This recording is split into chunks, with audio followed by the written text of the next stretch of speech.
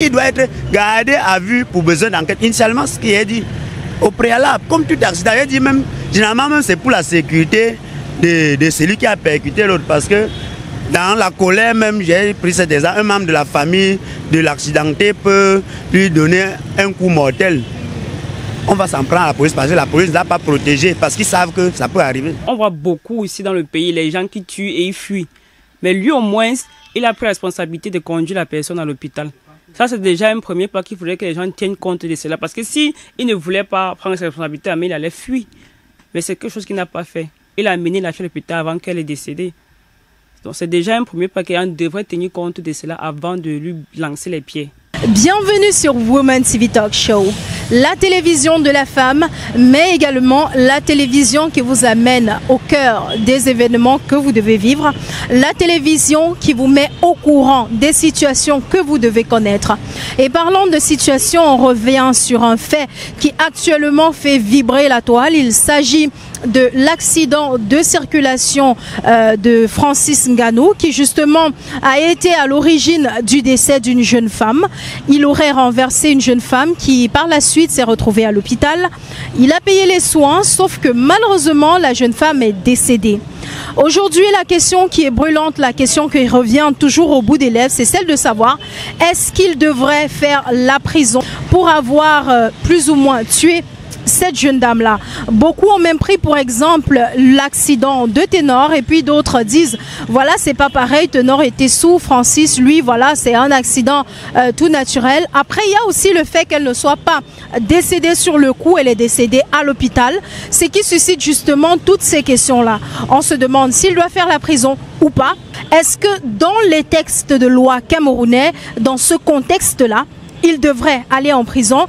Et aussi on va recueillir donc tous ces avis pour essayer de comprendre en fait qu'est-ce que on devrait retenir à l'issue de cette histoire. On va comprendre cela sur la base des différents avis et ensemble on démêlera le vrai du faux ou alors on essaiera un peu de voir ce qu'il en est.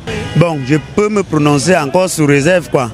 Bon, je me dis, si c'est qu'il a eu à percuter la jeune femme en question, bon, il devrait être, je pense, généralement même, quand il y a eu un accident, qu'il y a eu un choc, en principe, les forces de l'ordre devraient faire leur travail, c'est-à-dire amener le remise en cause. Et qu'est-ce qu'il va faire? Généralement, c'est même pour sa sécurité, parce que sur l'effet de la colère, un membre de la famille peut s'en prendre à lui et le prendre mortellement aussi. Bon, je pense que dans un premier temps, il devrait être gardé à vue comme tous les accidents ou les cas pareils. Maintenant, l'enquête sur son coup, qui a fait quoi pour que ceci arrive ou pas.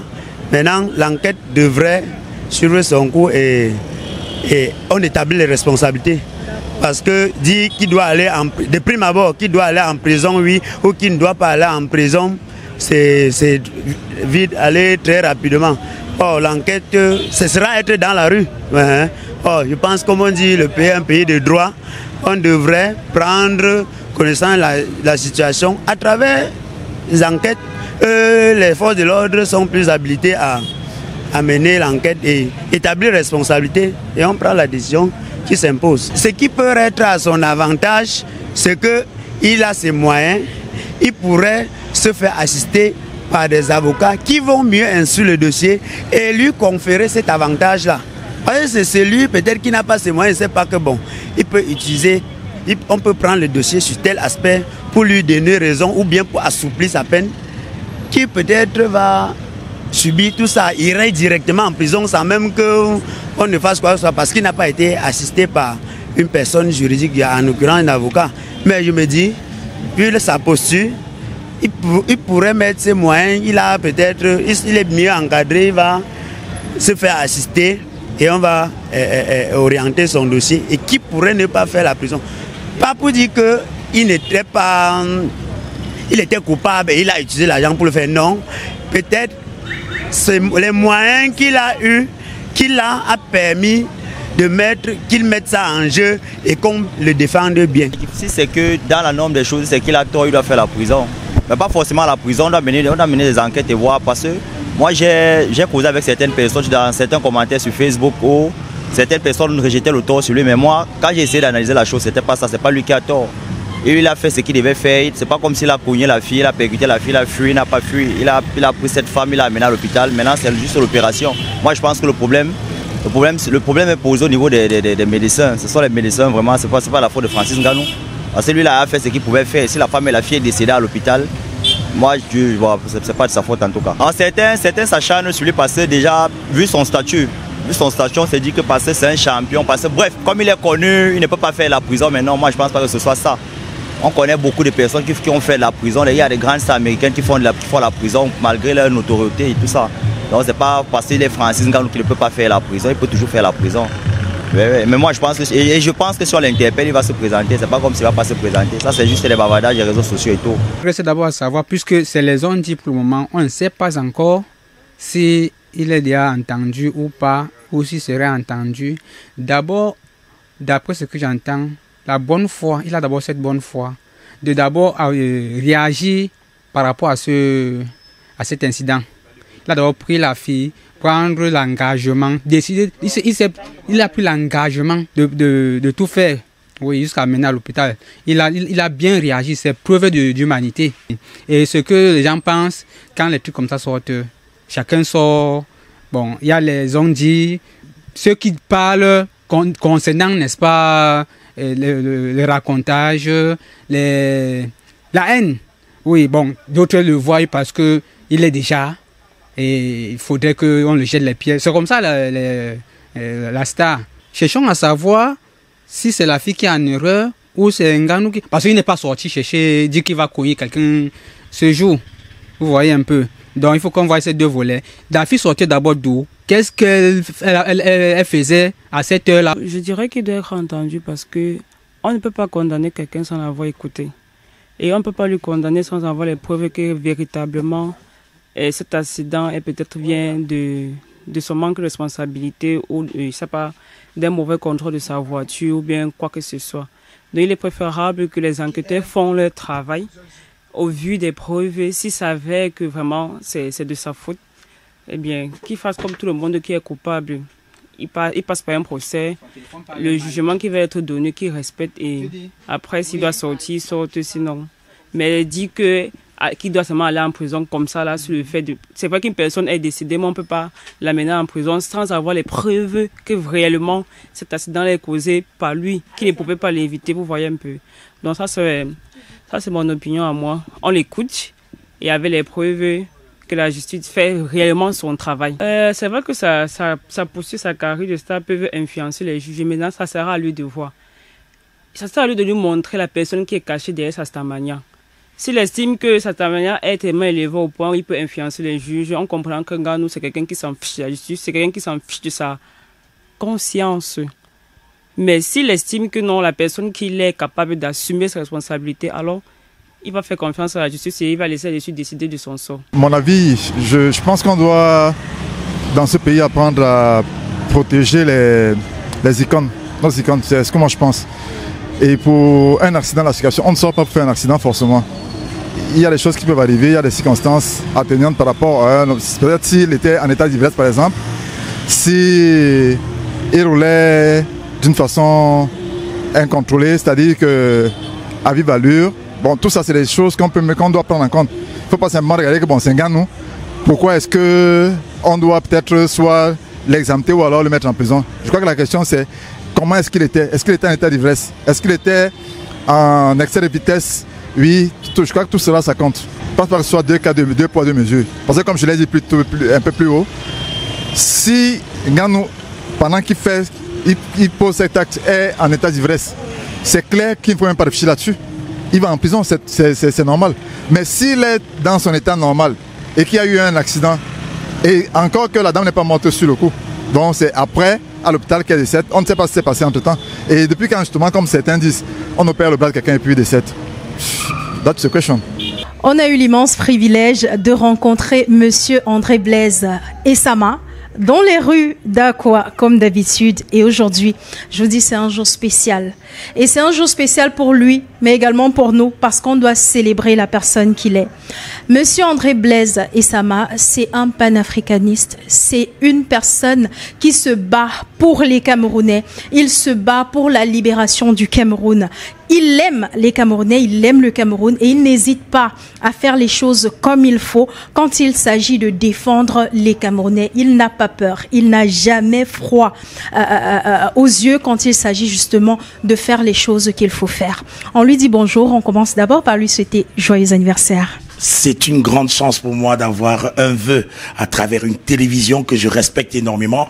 Au moment où les femmes sont actuellement très en mal au Cameroun, je pense que le féminicide augmente parce qu'il n'y avait pas de chaîne de télévision femmes. Lorsque les femmes vont se retrouver dans cet élément, elles comprendront qu'elles peuvent prendre la parole. Et je rends hommage à Sama Manuela à travers cet anniversaire. Cette Camerounaise qui a été renversée, fauchée à la mort précipitamment par Ngannou Francis.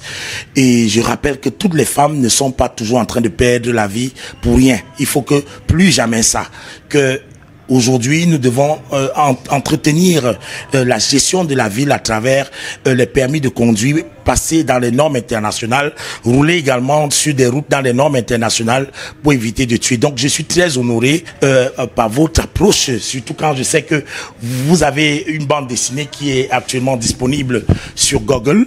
Lorsque vous allez sur Google, vous allez trouver cette bande dessinée Résistance. Et plusieurs femmes ont résisté, notamment les femmes comme... Parce que ces femmes, comme elles sont au nord ou au sud-ouest, où elles ont résisté contre la présence allemande. Là, vous voyez comment les graphistes, les dessinateurs présentent les femmes du nord ou au sud-ouest qui ont résisté contre la présence des Anglais sur nos espaces publics. Et c'est une chance pour moi de parler de la rébellion Anlou, où les femmes se sont mises nues. Donc, bien avant que les femmes, women, les femmes qui se déshabillent pour protester en Europe naissent, je parle des femmes. Il y a eu en Afrique des femmes qui sont mises nues pour contester ce que les colons faisaient. Et c'est une chance pour moi, à travers ces bandes dessinées qui est disponible dans Google, en tapant juste 2 mots-clés. Essama et Résistance, vous allez télécharger cette bande dessinée et permettre à ce que ce cadeau d'anniversaire que vous êtes en train de m'offrir en me laissant parler, de voir des représentations des femmes africaines et surtout de leurs enfants comme Rudolf Douala Mangabel, une bande dessinée consacrée où on n'est plus obligé d'avoir des colons comme Zembla, Blake, Hakim. On va avoir également des Oumiobe dans la bande dessinée. On va avoir également toutes ces personnes qui font la fierté de l'Afrique. Et justement, tout à l'heure, vous avez parlé d'un fait important, vous avez parlé de l'accident de Ngannou. Est-ce que vous pensez qu'il devrait aller en prison ?